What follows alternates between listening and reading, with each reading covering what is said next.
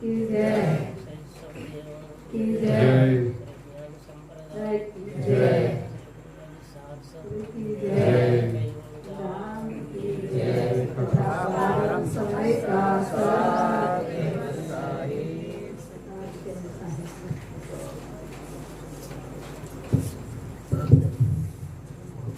કેવલ હંસો સાત કેવલ સાહેબ બાજુ બાજુ સૌને કેજો સત કેવલ સાહેબ સત કેવલ સાહેબ.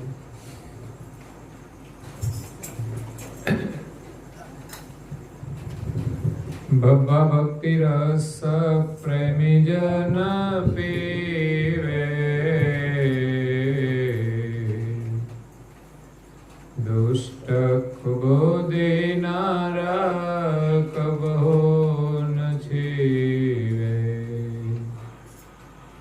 અજર પિયાલા પિયે મત વાલા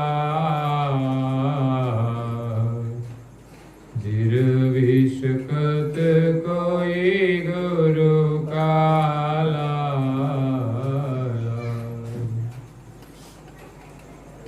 પ્રેમ ભક્તજનો, જ્ઞાન સંપ્રદાયના અધ્ય સ્થાપક અનંત બ્રહ્માંડાધીશ વિશ્વ નિયંતા સકર્તા સત કૈવલના પરમ વિશેષ અંશ અનંત અંશોના તારણહાર પરમ મોક્ષના દાતા કૈવલ ધર્મ ધુરંધર મહાન સમર્થ પરમ શ્રેષ્ઠ પરમ વિભૂતિવાન પરમ દયાળુ પરમ કૃપા નિધિ સર્વજ્ઞ દિવ્ય પરમ ગુરુ શ્રીમદ કરુણા સાગર મહારાજના કૃપા પાત્ર દ્વિતીય આચાર્ય પૂજ્યપાદ શ્રી નારણદાસજી મહારાજ સ્વરચિત સિદ્ધાંત બામની ગ્રંથને વિશે ભક્તિનો મહિમા સમજાવતા કહે છે કે ભબ્બા ભક્તિ રસ પ્રેમી જન પીવે.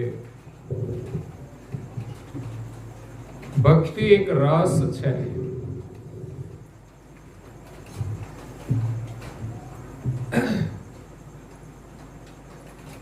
જેને રસ પડે એ ભક્તિ કરી શકે છે. એનો રસ જેને પ્રિય લાગે એ ભક્તિનું રસપાન કરે છે. સંસારમાં અનેક પ્રકારના રસ છે. આપણે જે કંઈ વિલાસ કરીએ છીએ એ બધાની અંદર રસ છે. પરંતુ આપણે કેવો રસ પીવો એનો નિર્ણય આપણે નિજ બુદ્ધિથી કરવાનો છે. ઉછીની માગેલી નહીં. કારણ કે ઘણાની બુદ્ધિ પોતાની છે ને ગીરવે મૂકેલી હોય અને ઉદાર બુદ્ધિથી કામ કરતા હોય.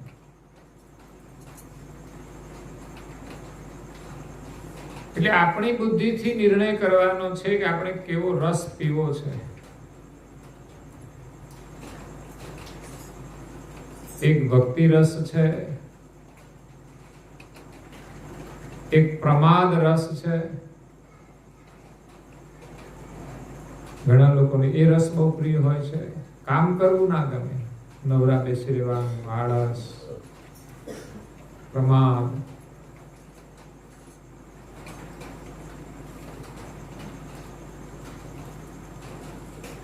એટલે ભક્તિ એક રસ છે. નારણદાસજી મહારાજ શ્રી કહે છે કે ભબ્બા ભક્તિ રસ પ્રેમી જન પીવે. જે સાચા પ્રેમી હોય એ જ ભક્તિ રસનું પાન કરી શકે છે. બહુધા લોકો સંસારમાં કયા રસનું પાન કરે છે?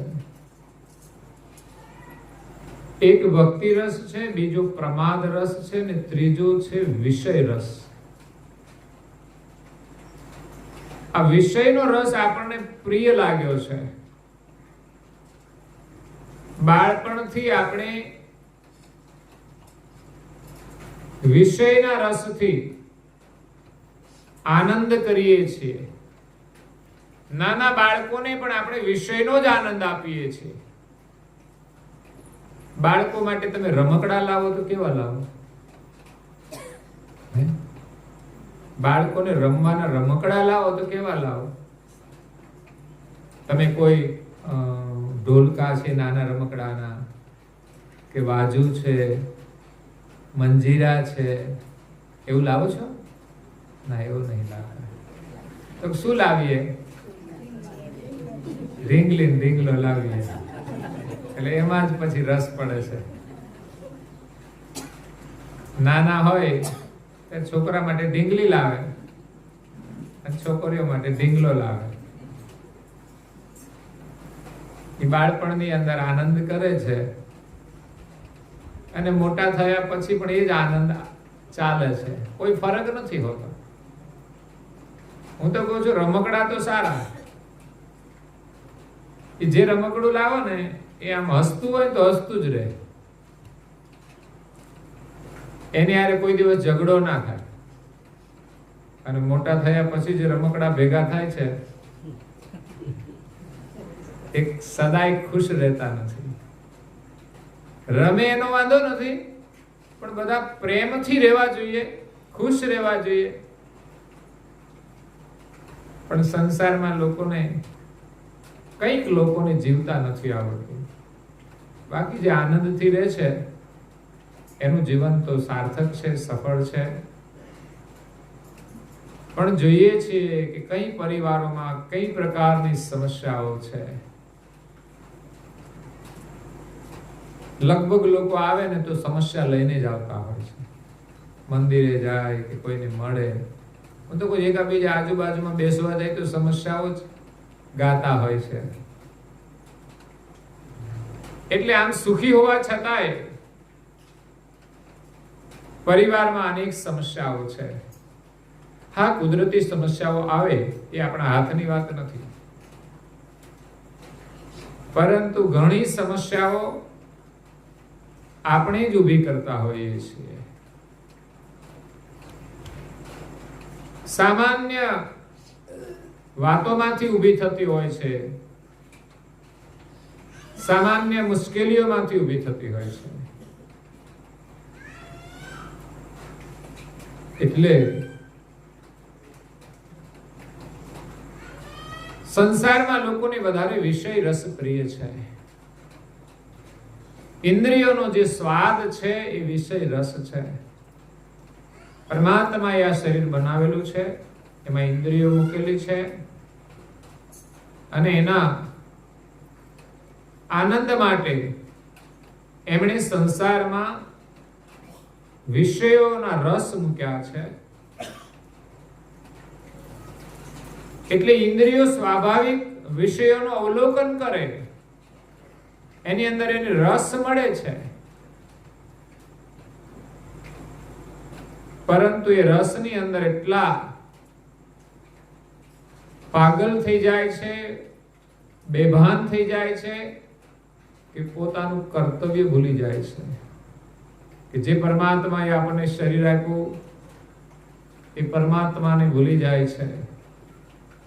પરિવારની અંદર પણ સમસ્યાઓ ઊભી થાય છે તો મા બાપને ભૂલી જાય છે, ભાઈ ભાઈને ભૂલી જાય છે, પિતા પુત્ર એકબીજાને ભૂલી જાય છે.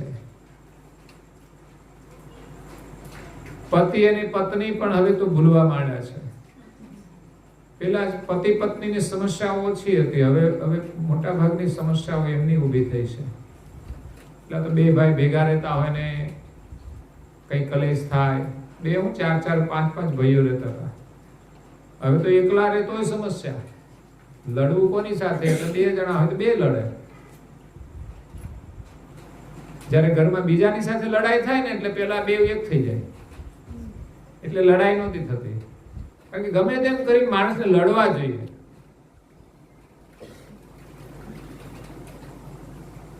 એટલે ખરેખર એકલા રહીએ તો પણ ભલે, 2 રહીએ તો પણ ભલે, 4 રહીએ તો પણ ભલે, 6 રહીએ તો પણ ભલે, 10 રહીએ તો પણ ભલે, 20 રહીએ તો પણ ભલે, 30 રહીએ તો પણ ભલે.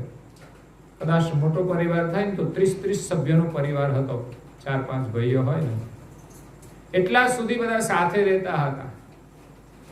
પછી તો સમાજના નિયમ પ્રમાણે ભાઈઓ અલગ, સ્વાભાવિક થાય એ વસ્તુ અલગ છે, પણ લડીને ઝઘડીને થાય એ ઉચિત નથી. ઝઘડો હોવો જ ના જોઈએ. કોના માટે ઝઘડો? શા માટે ઝઘડો? શું એ ઝઘડો કરવા માટે આવ્યા છે? ઝઘડો કરવા માટે મોકલ્યા છે?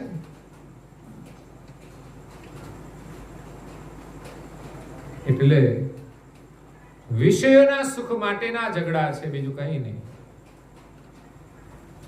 સારો સંસાર વિષય રસની અંદર દુખી છે. વિષયો ઉપર જેટલો સંયમ હશે એટલા જ આપણે સુખી.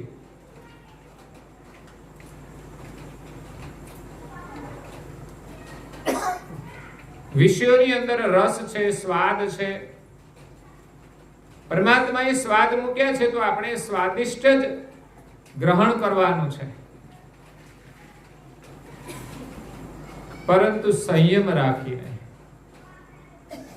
ઘણીવાર સ્વાદના કારણે આપણે સંયમ ભૂલી જઈએ છીએ, પરિણામે આનંદ આપણા માટે દુઃખનું કારણ બની જાય છે. વિષયો આપણા માટે વિષરૂપ બની જાય છે. મોટા ભાગની બીમારીઓનું કારણ આપણો ખાવા પીવાનો સંયમ નહીં હોવાના કારણે. અગર તો ખાવા પીવાનું આપણી પાસે જ્ઞાન નહીં હોવાના કારણે.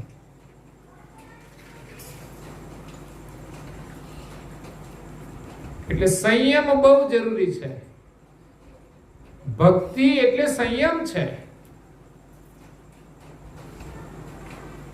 આપણો પ્રેમ જે ખોટી જગ્યાએ જોડાઈને આપણને દુખી કરે છે, એ જ પ્રેમ આપણે સાચી જગ્યાએ જોડવાનો છે. સંસારની અંદર આપણી મર્યાદાઓ હોવી જોઈએ. આપણું કોઈ માપ હોવું જોઈએ કે બસ આટલું જ જોઈએ મારે, આનાથી વધારે નહીં. પણ ભોગની અંદર આપણા માટે કોઈ મર્યાદા નથી, કોઈ લિમિટ નથી.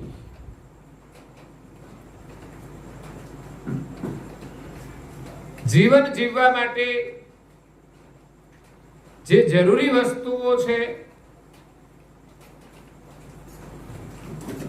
એ લાવવા માટે સંપત્તિ જોઈએ. એના માટે આપણે કમાઈએ છીએ, મહેનત કરીએ છીએ. પણ આપણે કોઈ નિયમ બનાવીએ કે આટલું મારે જોઈએ, એટલું મળી જાય પછી ભજન કરવાનો સમય મળશે.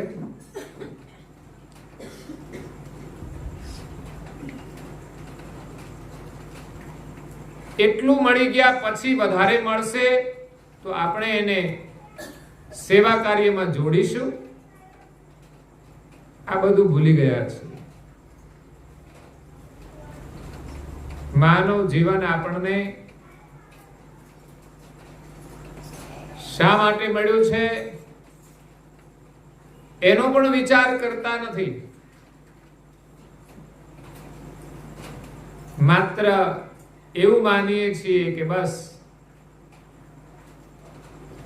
આ પરિવારનું પોષણ કરવા માટે મળ્યું છે. તો પોષણ તો થાય છે. ગરીબ પરિવાર પણ પોષણ કરે છે અને અમીર પણ પોષણ કરે છે.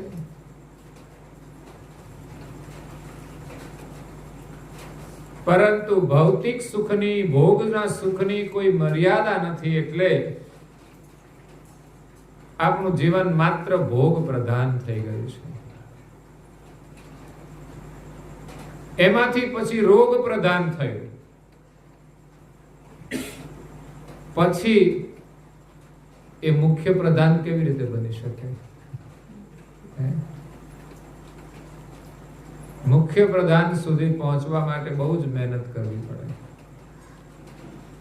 ગમે તેમ જીવન જીવે મુખ્ય પ્રધાન ના બની શકે.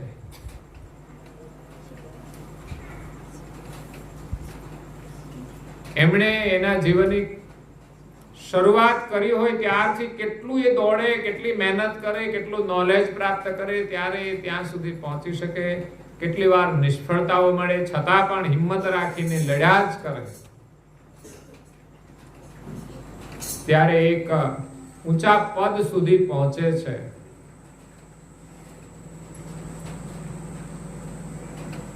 તો આપણે ભોગ પ્રધાન, રોગ પ્રધાન છોડી અને યોગ પ્રધાન બનવાનું છે. ભક્તિ યોગ છે, જ્ઞાન યોગ છે, કર્મ યોગ છે. કોઈ કર્મને યોગ માને તો એમ માને કે બસ મારે જીવનમાં સારા કર્મ કરવા છે, પરિણામની આશા વિના. નહીં તો સારું કામ કરે ને કઈ મુશ્કેલી આવે તો લોકો છોડી દે. હું કેટલું સારું કરું છું તો એ ભગવાન મને દુઃખ આપે છે.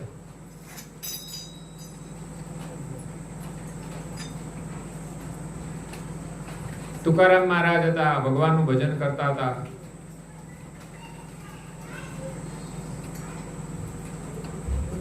એની ઉંમર થઈ તો એમના લગ્ન થઈ ગયા. પત્ની આવી, જોયું તો કે આ તો મને શું સુખ આપશે, ભગવાનના ભજનમાં જ પડ્યા રહે છે, મારા માટે તો સમય જ નથી કાઢતા, મારા હામું જોતા નથી. લ્યો, બેનો હામું ભાઈઓ ના જોવે એટલે એને ગમે? એની ખબર તો પૂછવી પડે ને, કેમ છો? પણ જેને ભજનનો રસ લાગી જાય એને ભગવાન સિવાય કશું દેખાય નહીં. એને તો પત્નીમાંય ભગવાન દેખાય.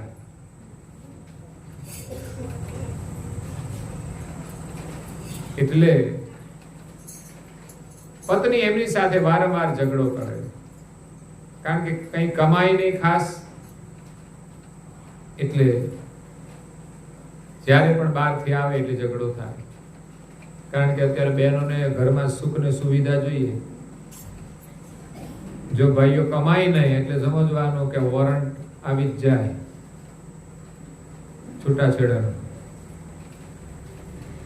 ચાલે નહીં. અને જેટલું કમાતા હોય એટલું એમાંય સંતોષ બધાને ના હોય.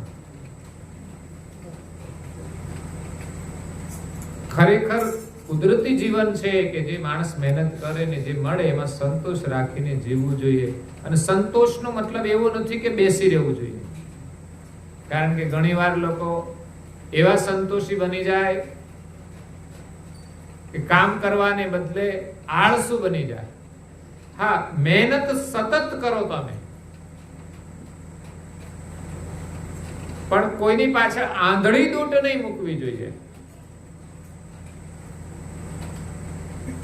કારણ કે જ્યારે માત્ર ભોગ વૃત્તિ હોય છે ત્યારે માણસ આંધળો બનીને કામ કરતો હોય છે, અને જ્યારે સંયમની દ્રષ્ટિ રાખીને કરે ત્યારે નિરંતર પ્રવૃત્તિ કરે છે અને જે મળે એમાં સંતોષ છે. જરૂરથી અધિક મળે તો એ કોઈની સેવામાં ઉપયોગ કરે છે. એવું નથી કે જેટલું મળે એટલું બધું ભોગવી જ લઈએ. 10 લાખના મકાનમાં રહી શકાય છે, 50 લાખના મકાનમાં રહી શકાય છે, 1 કરોડના મકાનમાં રહી શકાય છે, 5 કરોડના બંગલામાં રહી શકાય છે. મુકેશ અંબાણી છે, એની પાસે તો કેટલા કરોડનો બંગલો છે ખબર નહીં. જાજરૂ સોનાથી મીઠ્યા છે, શું ફરક પડે?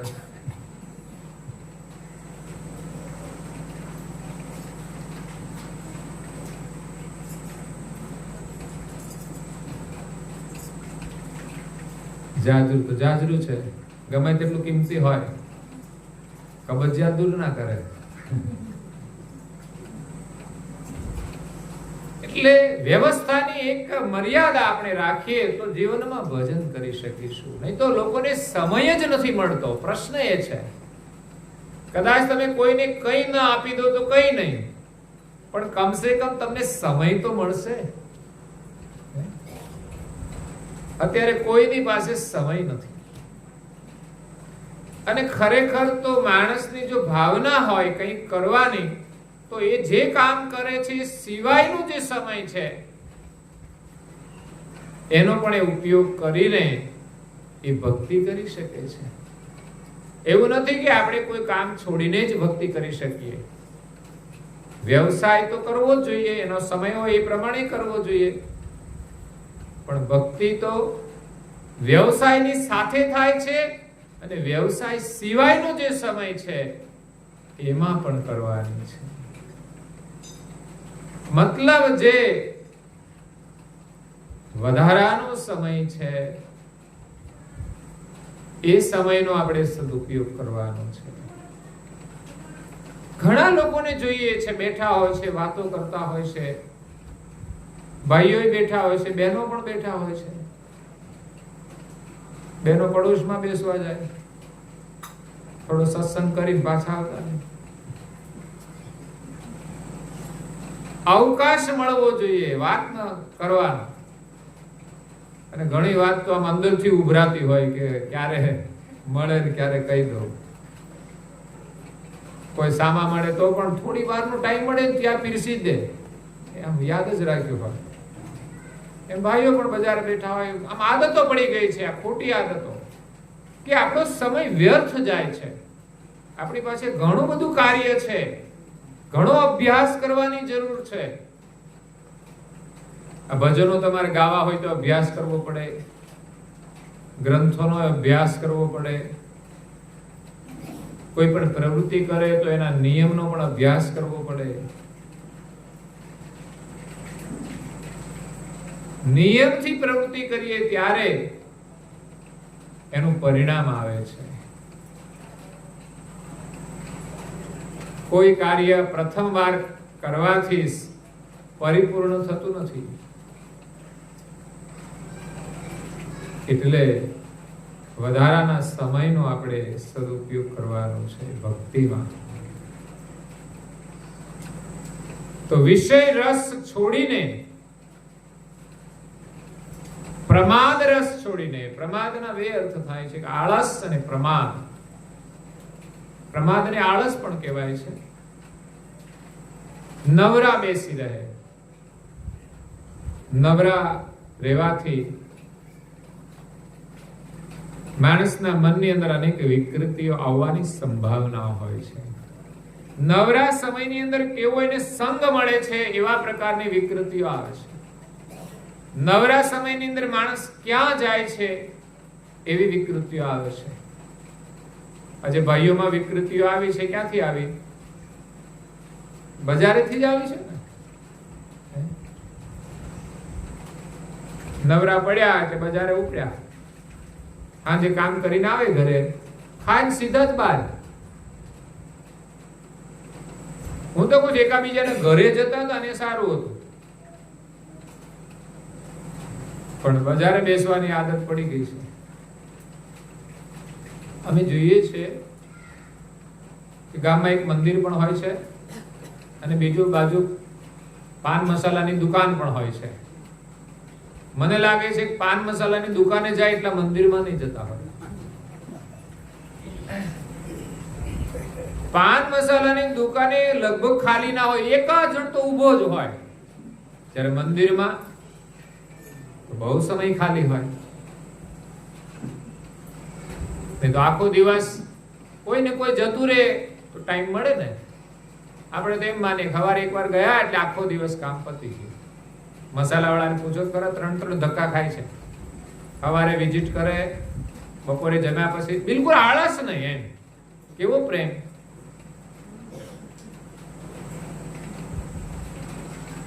તો આપણે કમસે કમ મંદિરે સવારની આરતીમાં અને સાંજની આરતીમાં જવું જોઈએ. પછી આરતીના સમય ન પહોંચી વળાય, ગાયો ભેંસો હોય, કામકાજ હોય, ભાઈઓને પણ કામ હોય, તો એના સમય સવારે પણ જવાય, સાંજે ટાઈમ મળી જાય તો સાંજે પણ જવું જોઈએ. નિયમથી આપણા સમયનો ઉપયોગ થાય છે. 5 મિનિટ જમવાનું મોડું થાય, 10 મિનિટ કોઈ ફરક પડતો નથી, કારણ કે જમ્યા પછી તો કઈ કામ નથી હોતું.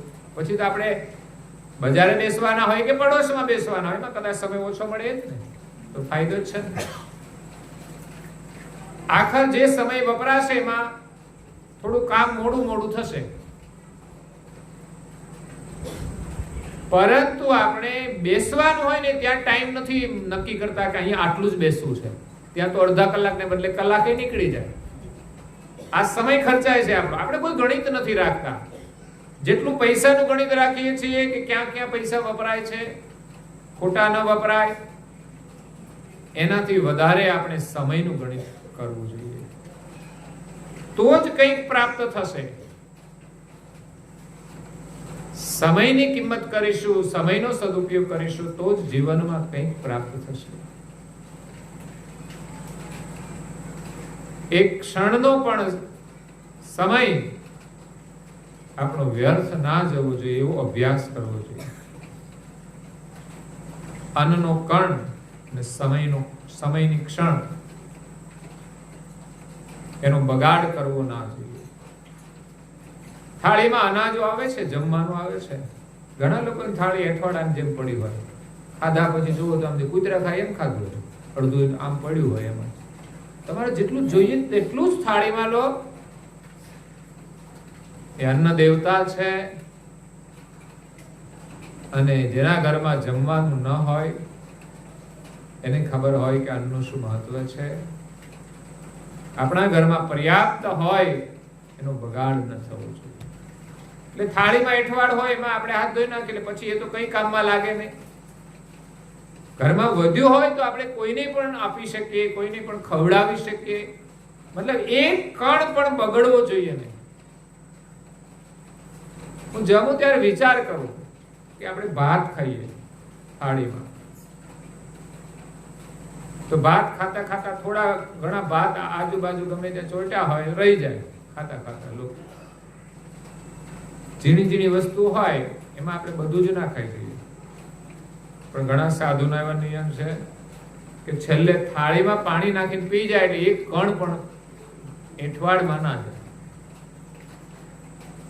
આપણી થાળી આમ ચોખ્ખી થઈ જવી જોઈએ, એમાં કોઈ કણ ના રહેવો જોઈએ. એક ચોખાનો દાણો રહી ગયો, હા જરૂર કરતા વધારે ભરવું ના જોઈએ. ઘણી વાર એમ હોય કે આ થાળીમાં એઠું પડ્યું રહે છે તો ખાઈ જઈએ, અંદર જગ્યા ના હોય, પણ એટલું લેવું જ ના જોઈએ. બગાડ થાય એટલું લેવું જ ના જોઈએ. અને વધારે ખાવું ના જોઈએ, એ નિયમ છે. તો એક ચોખાનો દાણો એ એઠવાડમાં ગયો એટલે કશા કામમાં ના આવ્યો. એ ચોખાનો દાણો ખેતરમાં કોઈ વાવ્યા હશે, ડાંગર વાવી હશે, પછી એમાં થયા હશે, એનું નિર્માણ થયું, એને ખબર નથી. એ ચોખાનો દાણો પછી એમાંથી લેવાશે, એ ક્યાંક ખેડૂત પાસેથી કોઈ વેપારી પાસે જશે, વેપારી કોથળામાં નાખીને વળી પાછા કોઈને આપશે, કોઈની દુકાનમાં આવશે, દુકાનમાંથી કોઈ ગ્રાહક લઈ જશે, અને એ પાછા એના ઘરમાં લાવશે, અને ઘરમાં પાછા ડબલામાં ભરશે, ડબલામાંથી વળી પાછા કુકરમાં નાખશે, એ ચોખા બની જશે. એક ચોખાનો દાણો એ બની ગયા પછી એ ભાઈને પીરસી દે, બેનને પીરસી દે, અને ખાઈ લે, છોકરા ખાઈ લે.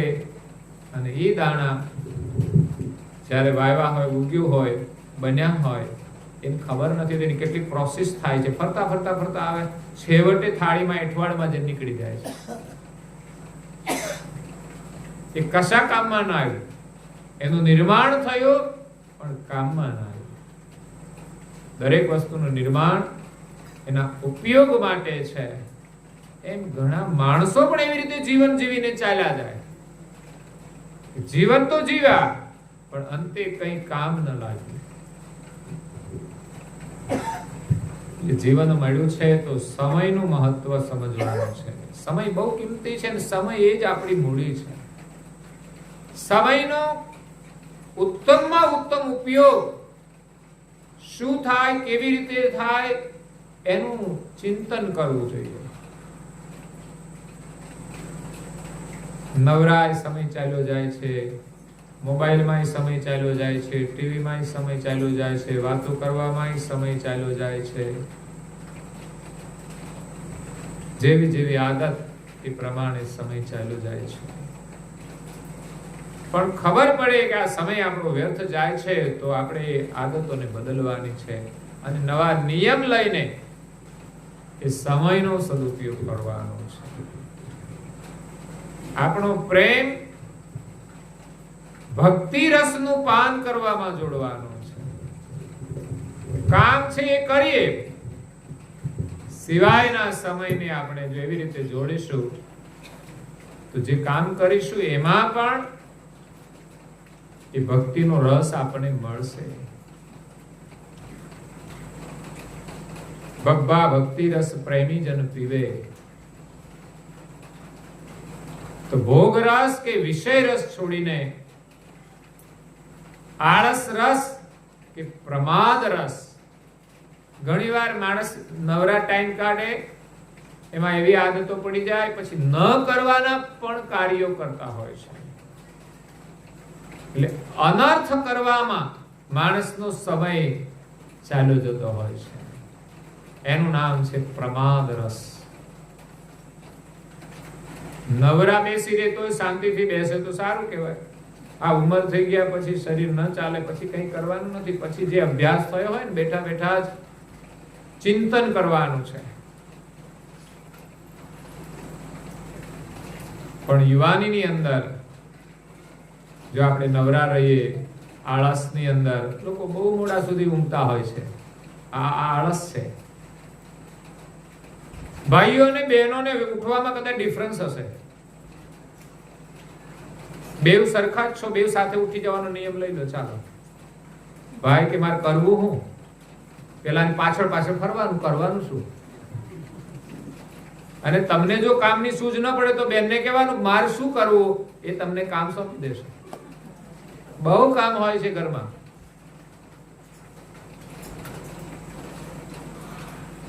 એટલે બહેનો જો ઉઠી જતા હોય તો પછી ભાઈઓએ પણ ઉઠવું જોઈએ. તમે બીજું કઈ ન કરો તો નાઈ ધોઈને પૂજા પાઠ તો કરો. ઉઠીને સીધા જ નાઈ ધોઈને સીધા ભાગમ ભાગી જ કરશો. પૂજા પાઠ કરવાનો સમય નથી હોતો. ઊંઘી રે મોડા સુધી, પણ ઉઠ્યા પછી નાઈ ધોવે પછી સમય મળતો નથી. સારું છે નાવા ધોવાનો સમય લે છે ને, તો એ ના મળે. મોડા ઉઠે ને કે નાવાનું વળી ઉપડો સીધા. નાયા ધોયા વિના પૂજા પાઠ તો થઈ શકે નહીં ને, તો એમ કહેવાય ઉઠીને સીધા પૂજા કરો. સમય ના મળે તો જેમ અમુક ક્રિયા તો આપણે અવશ્ય કરીએ છીએ, નાવા ધોવાની, ભોજન લેવાની, વહેલું કે મોડું આપણે કરીએ જ છીએ. તો નિયમની અંદર પણ એવું હોવું જોઈએ. નિયમમાં તો એવી જાગૃતિ જ છે કે કરવા માટે આપણે વહેલા જાગી જઈએ. મોડું થઈ જાય તો નિયમ પાળવામાં આપણે આનંદ નહીં આવે, એકાગ્રતા નહીં આવે. મન આપણું બહારની પ્રવૃત્તિમાં જતું રહે છે, સ્થિર ના થાય. એટલે નિયમ જો પાડવો હોય તો આપણે સમય લઈને જ કામ કરવું પડે. એટલે આપણને મળેલો સમય છે એનો સદુપયોગ આપણે ભક્તિ રસનું પાન કરવામાં કરવાનો છે. અને એ જ જીવનનો સાચો રસ છે, જીવનનો સાચો આનંદ છે, જીવનનું સાચું સુખ છે. બીજું જે બધું માયનું છે ને એ સત્ય નથી, ક્ષણિક છે. જે કઈ સુખ મળે છે બધું ક્ષણિક મળે. જ્યારે ભક્તિ રસનું જે સુખ છે, તમે સવારે કલાક જે કઈ પ્રવૃત્તિ કરી પણ આખો દિવસ એનો આનંદ રહેશે. ઇન્દ્રિયોના સુખનો આનંદ જ્યાં સુધી આપણે ક્રિયા કરીએ ત્યાં સુધી જ છે, પછી નથી. અને ઇન્દ્રિયોના સુખનો જે આનંદ છે એ કાયમ મળતો પણ નથી. ઇન્દ્રિયોની ક્ષમતા હોય પ્રમાણે મળી શકે છે. ઇન્દ્રિયોની ઈચ્છા હોય તો આપણને કોઈ પદાર્થ ન મળે તો પણ આપણને આનંદ મળી શકતો નથી. બધો જ યોગ નથી થતો. ઇન્દ્રિયોના સુખની અંદર બધો જ યોગ નથી થતો. એટલે માણસ દુખી ને દુખી જ રહે છે. પણ ભક્તિ રસનું જો પાન કરે તો એ સદાય સુખી રહી શકે છે. બબ્બા ભક્તિ રસ પ્રેમી જન પીવે. હવે આપણે બધાએ પ્રેમી બનવાનું છે. પણ પ્રેમી બનવા માટે આપણે નેમી બનવું પડશે. પૂજ્યપાદ શ્રી શીતળદાસજી મહારાજ શ્રી એ સૂત્રો આપ્યા છે, નેમી બનો. અને વ્રત આપીને, નિયમ આપીને આપણને પરમ ગુરુની ભક્તિમાં જોડ્યા છે. જો આપણે આમાંને કોઈ નિયમ ન પાડીએ તો ખરેખર આપણું મન ભટકી જાય, વિષય તરફ વળી જાય, એની અંદર રસબસ થઈ જાય. એટલે વિષયોમાંથી વાળવા માટે નિયમ બહુ જ મહત્વના છે. વેલા ઉઠવાનો પણ નિયમ છે. આપણા પ્રેમની કસોટી પેલા નિયમમાં થાય.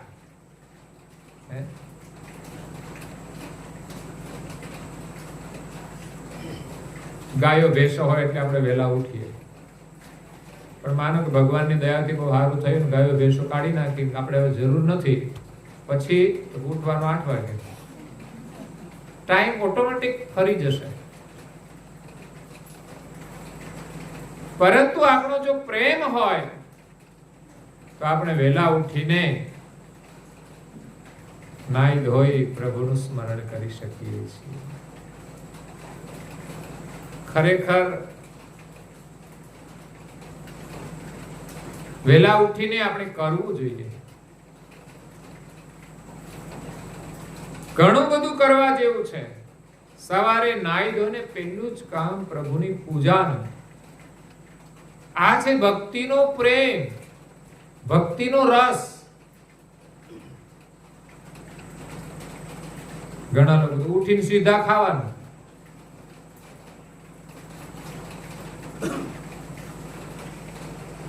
નાઈ ધોઈને સીધું ખાવાનું, સીધું પીવાનું.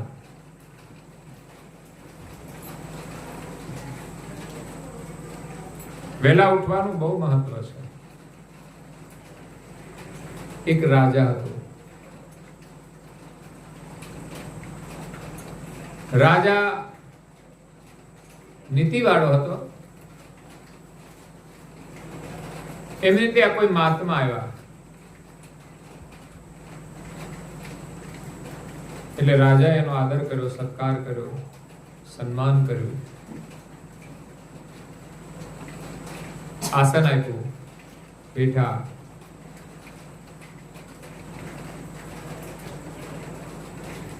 પછી રાજાએ બહુ આગ્રહ કર્યો કે આપ અમારે ત્યાં રોકાઈ જાઓ, ભોજન પ્રસાદ અહીંયા લેજો, અને રાત્રિ રોકાણ પણ અહીં કરજો. રાજાના ભાવ અને પ્રેમથી મહાત્મા રોકાઈ ગયા. મહાત્માએ એમના નિયમ અનુસાર ભોજન ગ્રહણ કર્યું. પછી રાત્રે રોકાયા. સવારે વહેલા ઉઠ્યા, પોતાની જે કઈ દિનચર્યા હતી એ કરીને પછી જ્યારે રાજા પાસે વિદાય માંગે છે,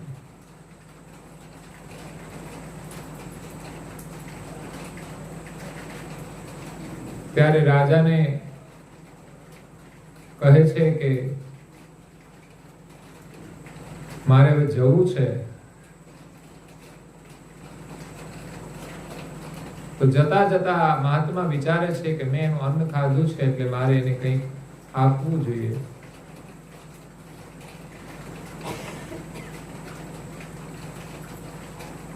તો મહાત્માએ માત્ર એક જ વાતની અંદર એમને સત્સંગ આપ્યો. સત્સંગ માત્ર કલાકનો હોય એવું નથી. એક વાક્યની અંદર પણ સત્સંગ હોય છે. આપણે ત્યાં ઘણા બધા સુવિચારો છે ને, સત્સંગ છે. એક જ સુવિચાર જો જીવનમાં પકડાઈ જાય, માણસ જાગી જાય.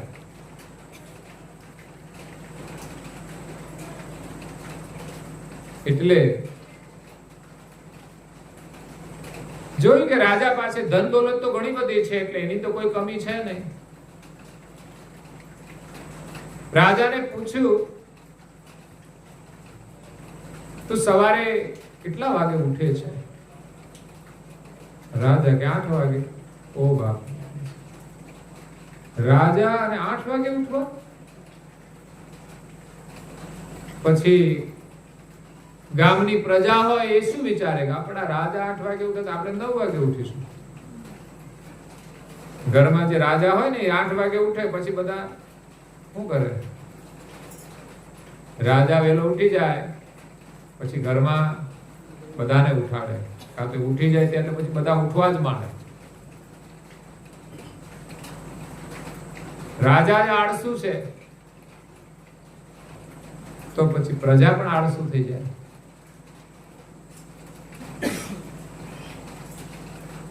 મહાત્માએ પૂછ્યું કે 8 વાગે ઉઠીને પછી શું કરે છે? તો મારે સીધું ખાવા જ જોઈએ.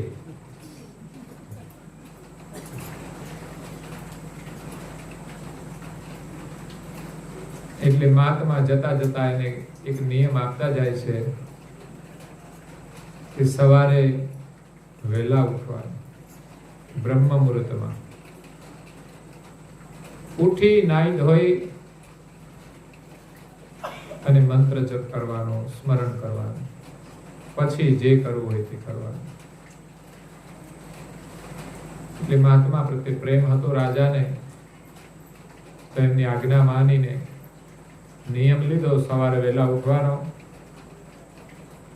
મહાત્મા તો ગામની ભાગોળે બિરાજમાન હતા, કારણ કે એમની રાજાની પરીક્ષા તો કરવી પડે ને, કે અહીંયા નિયમ આપ્યો છે, થોડા દિવસ રોકાવ. તો એ દિવસે મહાત્મા નીકળ્યા. પછી રાજા આખો દિવસ પસાર થઈ ગયો. સાંજે સુવાનું હતું ને વિચારે સવારે વહેલા ઉઠવાનું છે, એટલે આજે વહેલું સુઈ જવું. એક નિયમ તો એ છે કે વહેલા ઉઠવું હોય તો વહેલા સુઈ જવું જોઈએ. પણ આપણા માટે બે કુટેવ પડી ગઈ છે, મોડા ઊંઘવાની અને મોડા ઉઠવાની.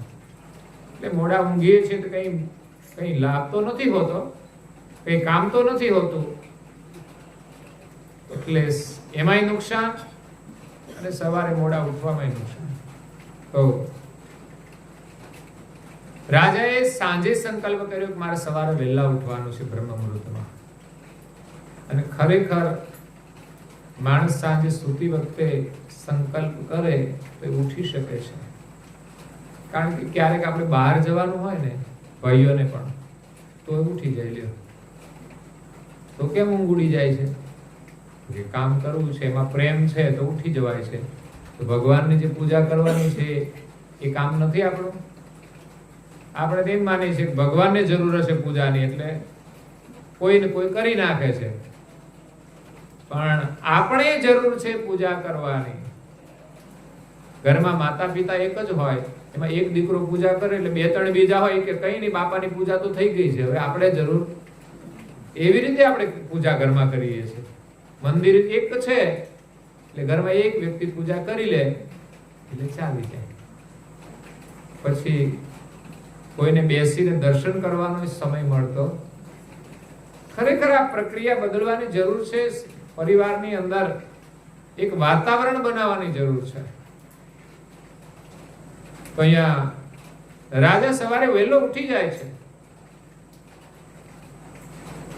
નદીએ નાવા જાય છે.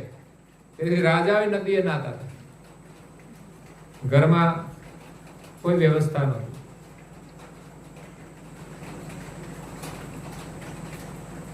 સ્નાન કરીને આવે છે તો નદીના કિનારે મહાત્મા સ્નાન કરીને ધ્યાનમાં બેઠા છે.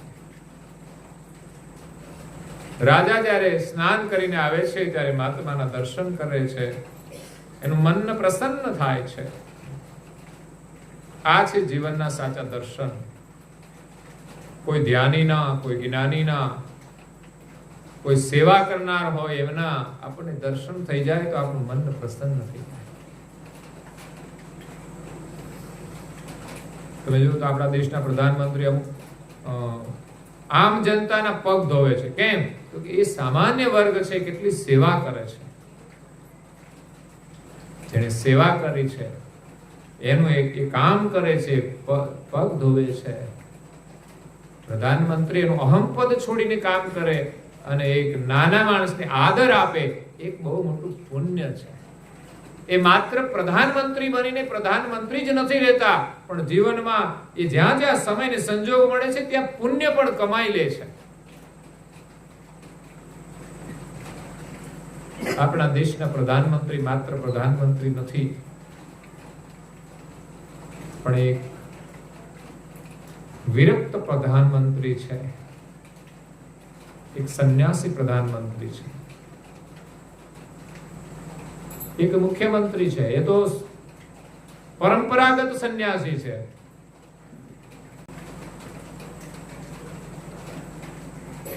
તો અહીંયા રાજા મહાત્માના દર્શન કરીને ત્યાં રોકાઈ જાય છે, બેસી જાય છે, પ્રતીક્ષા કરે છે કે મહાત્મા ક્યારે ધ્યાનમાંથી જાગે ને એમના દર્શન કરીને પછી હું જાઉં.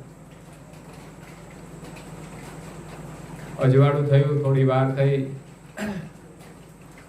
ત્યાં મહાત્માએ આંખો ખોલી, એની નજર સામે પડી, ત્યાં પાણી છે, ત્યાં એક બગલો છે. બગલો માછલા પકડે છે, વળી પાછો પોતાની ચાંચ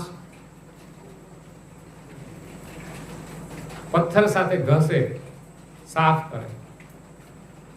જેમ આપણે ચપ્પુ કંઈક સુધારીએ પછી બગડે સાફ કરીએ, એમ એની ચાંચ પણ સાફ કરે છે. મહાત્માની નજર પડીને મહાત્માનું સ્મરણ થાય છે.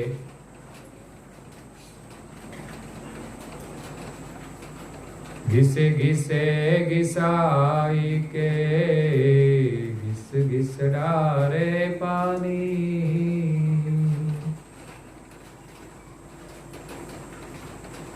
બગલો જે પોતાની ચાંચ ઘસે છે અને વળી પાછો પાણીમાં નાખે છે.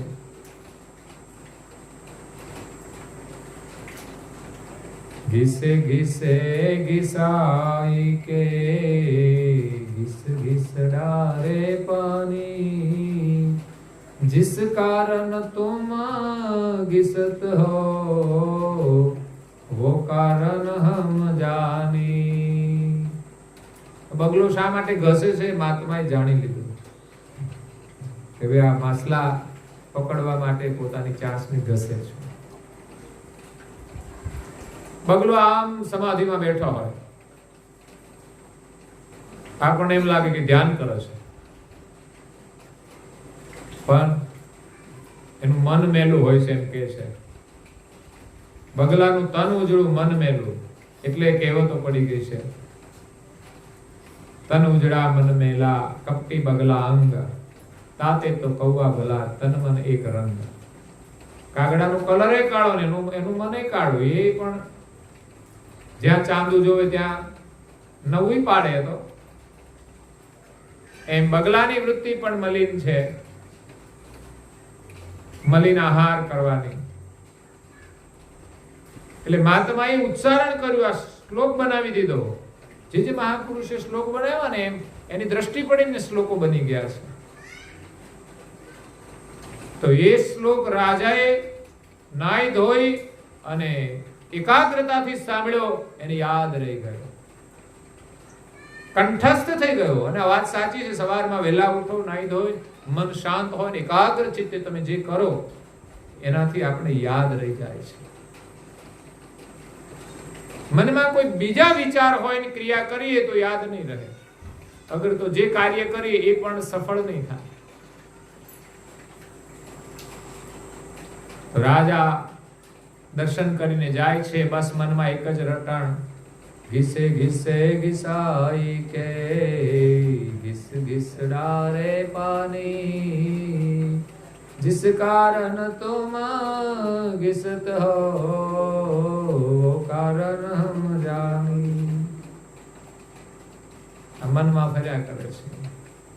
આપણામાં પણ એવું થતું હોય છે, ક્યારેક કોઈ સારી ભજનની પંક્તિ સાંભળી લીધી અને અંદર જો પ્રવેશ કરી ગઈ, સમજવાનો આખો દિવસ એ પેલી રિંગટોનની જેમ વાગ્યા જ કરશે, નિરંતર વાગ્યા કરશે. આ જ ભક્તિ રસ છે. સારી પ્રવૃત્તિમાં આપણું મન લાગી જાય, એનું નિરંતર સ્મરણ થાય, એ જ ભક્તિ રસ છે. તો મન ભટકશે નહીં. તમે કામ કરશો તો પણ એ હરિનું સ્મરણ ચાલુ રહેશે, અને હરિનું સ્મરણ કરતા કરતા જો કોઈ કામ થાય, એ કામ તમારું બગડશે નહીં. એ કામ તમારું પૂજા બની જશે અને ખોટું કામ થશે નહીં. આપણે જે કરવાનું છે એ કામ થશે, પણ ખોટું કરવાનું થશે ને તો સ્મરણ બંધ થઈ જશે. ચોરી કરવી હોય ને તો ભગવાનનું સ્મરણ કરતા કરતા ના થાય.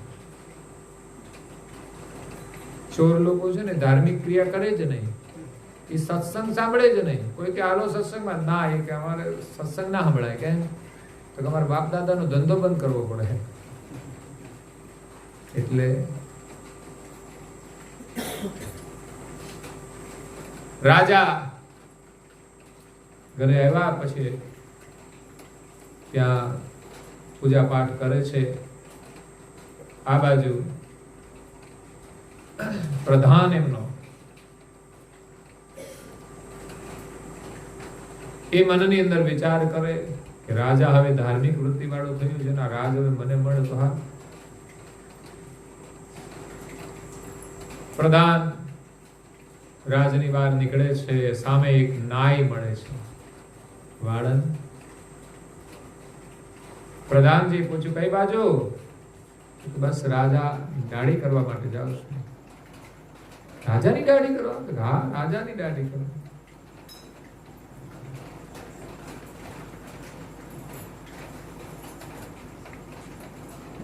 રાજાની દાઢી કરે છે તો તું ઘણો સુખી હોઈશ. અરે સુખી હું, એની એ દશા છે. રાજાની દાઢી કરે છે, નાની આ દશા ના હોય કે છે. સુખી થવું હોય તો મારું એક કામ કર. તો બોલો, તમે તો પ્રધાનજી છો. તો કે આજે રાજાની દાઢી કરતા કરતા અસ્ત્રો છે ને જરા ગળા ઉપર ફેરવી દેજે.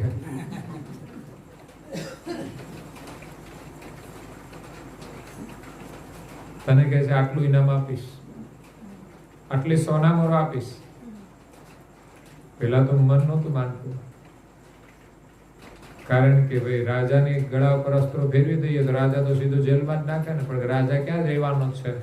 રાજા હું થવાનો? પછી તારે ચિંતા જ નહીં કરવાની. એને વિશ્વાસ આવી ગયો. આપણે લાલચમાં બહુ ફસાય છે. સંસારમાં લોકો લાલચની અંદર બહુ ફસાય છે. લાલચ બહુ બુરી ચીજ છે. એને લઈને જ આપણે ભક્તિ નથી કરી શકતા. બજારમાં ફરવા ગયા હોય, કંઈક તો શાકભાજી લેવા ગયા હોય, કેટલી પ્રકારની લાલચ મળી જાય. બીજું બધું લઈને આવીએ ઘરે. તો અહીંયા પ્રધાનની લાલચમાં નાય આવી ગયો, પૈસા વાળો થવા માટે. કે આખી જિંદગી મારી કે છે આ રાજાની દાઢી કરવામાં ગઈ છતાં 2 પાંદડે ના થયો. કે પ્રધાનની વાત માનીશ તો હવે કે છે હું સુખી થઈ જઈશ. એટલે એ તો જઈને અસ્ત્રો બરાબર ધાર કરવા માંડ્યો. કારણ કે એ તો હવે તો સારો અસ્ત્રો છે, ગળું લેવાનું છે. હવે દાઢી કરવાની હોય તો ચાલે સામાન્ય, પણ એ તો બરાબર અસ્ત્ર ધાર કાઢવા માંડ્યો. થોડું પાણી નાખે ને વળી હેમરી આવતી હતી ને એનાથી ધાર કાઢતા હતા પેલા. અને ઓલું કઈક પટ્ટી આવતું હતું, કઈ ચામડાનું કિસ્સાનું આમ કરતા હતા. આ જૂના લોકો એ કરાવેલી હોય બધાએ, અમે જોયેલી છે. એટલે राजा बोले घिसे घिसे घिसाई के घिस घिस डारे पानी, जिस कारण तुम घिसत हो वो कारण हम जानी। નાઈ સાંભળી લીધું, રાજાને ખબર પડી ગઈ છે। રાજા તો એની મસ્તીમાં ગાતો હતો, એને તો સંતોની કૃપાથી જે પ્રસાદ મળ્યો એમાં એ આનંદ કરતો હતો। આ બાજુ નાઈને ખબર પડી ગઈ કે રાજાને ખબર પડી, એટલે એ તો અસ્ત્રો બધું છોડી અને રાજા આગળ આવીને માફી માંગવા લાગ્યો કે મને માફ કરી દો, મારી ભૂલ થઈ ગઈ। આ તો કે છે પ્રધાનજીએ મને કહ્યું હતું, પણ શું કે છે? નાઈને તો એમ જ કે રાજાને ખબર પડી ગઈ છે, રાજાને કઈ ખબર જ નહીં કે આ શાની માફી માંગે છે। એમણે કહ્યું કે પ્રધાનજીએ કહ્યું હતું કે આ અસ્ત્રો તો રાજાના ગળા ઉપર ફેરવી દેજે, પણ તમે હમણાં બોલ્યા ને ઘીસે ઘીસે ઘિસાઈ કે ઘીસ ઘીસ ડારે પાણી, ઓલો અસ્ત્રો ઘસે છે ને પાણી નાખે છે। जिस कारण तुम घिसत हो वही कारण हम जाने, એટલે તમે બોલ્યા ને મને ખબર પડી કે તમને ખબર પડી ગઈ છે। રાજા કે આ છે સંતની કૃપા, એમનું એક વચન પાળ્યું તો આજે મારી જાન બચી ગઈ છે। નહીં તો આવા ષડયંત્રોની અંદર કેટલા રાજાઓ ચાલ્યા ગયા છે। કહેવાનો મતલબ કે રાજા વહેલો ઉઠતો થયો તો ભગવાનનું ભજન પણ કરે છે, પ્રાર્થના પણ કરે છે અને એના જીવનની રક્ષા પણ થાય છે। આવું કુદરતી બનતું હોય છે। આ બધું આપણને ખબર ન હોય એમ જેનું આપણે ભજન કરીએ છીએ એ એના ભક્તની રક્ષા કરે જ છે। અને આજ સુધીમાં જે કોઈ ભક્તો થઈ ગયા એના જીવનમાં ધર્મ સંકટો આવ્યા છે, મુશ્કેલીઓ આવી છે, અને જ્યારે કોઈ મોતનો પ્રસંગ આવી જાય એવા સમયે પણ આવીને ઉભા રહ્યા છે। એટલે જીવનમાં નિયમનું મહત્વ છે, વહેલા ઉઠવાનું પણ મહત્વ છે।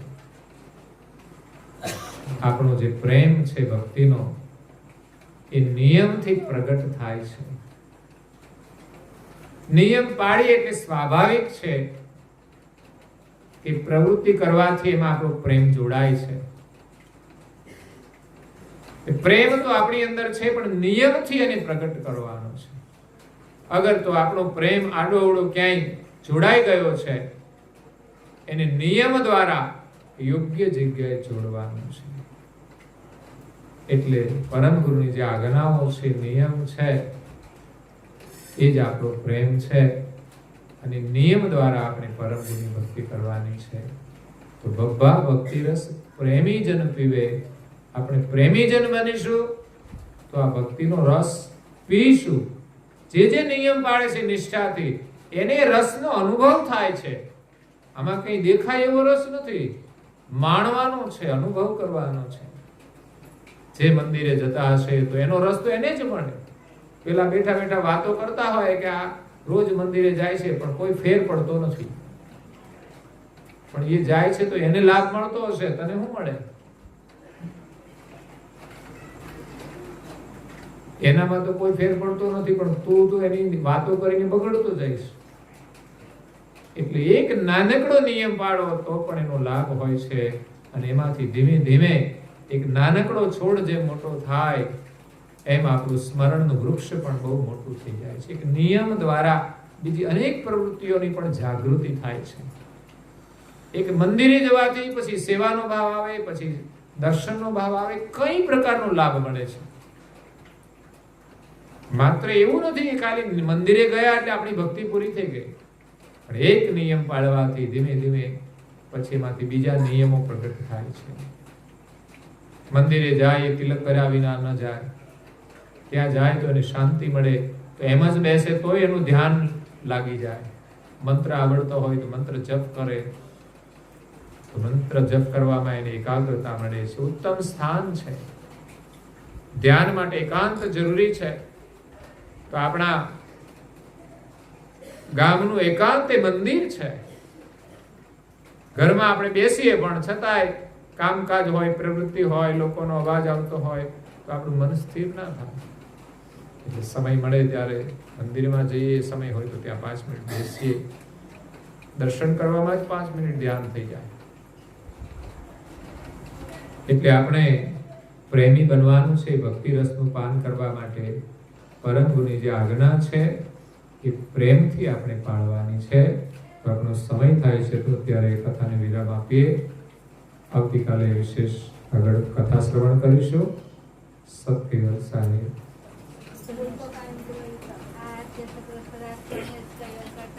જય જય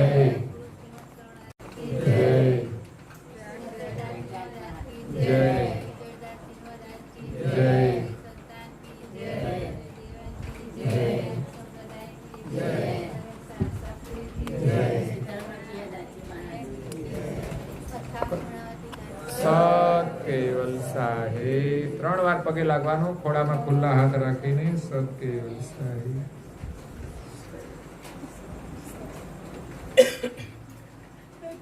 કેવલ અંશો. સત્કેવલ સાહેબ આજુબાજુ બંને બાજુ કહેજો. સત્કેવલ સાહેબ, સત્કેવલ સાહેબ.